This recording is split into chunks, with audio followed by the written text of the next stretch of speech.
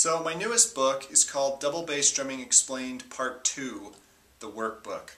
It's obviously a sequel to my first book, which was a comprehensive reference on the art and science of double bass. The first book, I never really intended to have a lot of beats and exercises in there because there are already a ton of books like that. So I just kind of put down techniques, pedal adjustments, drum kit setup tips, and stuff that they don't tell you in any other book. But then I got a lot of positive comments and just a couple negative ones, and pretty much all the negative ones said the same thing: where are all the beats? So I thought, well, that's a pretty good idea. Why not? I'll just do a book of beats. My new book, Part 2, has 300 beats in it. Some of them are just pure exercises for the sake of practice, and some of them are beats that you could use in songs or to jam with. And it just runs the whole range. I've got warm-up exercises in there. I've got some coordination stuff that's going to help line up your hands and your feet. And then I've got beats that range from, just a couple double bass drum notes sprinkled in to continuous runs of double bass through the whole measure, odd groupings, odd time signatures.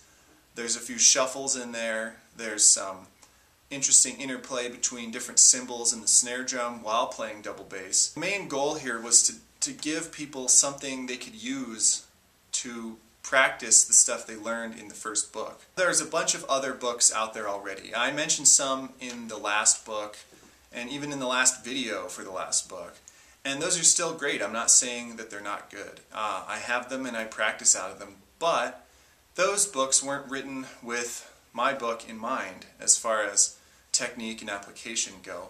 So I wrote a book of beats that corresponds directly to the techniques that I show you in the first book.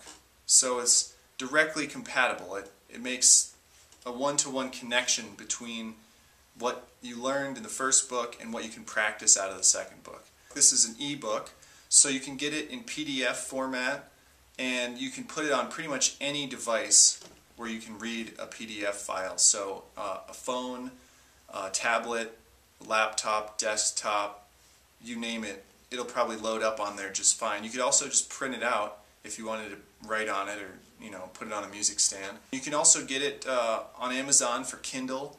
Pretty soon it's going to be available for Nook and Kobo as well.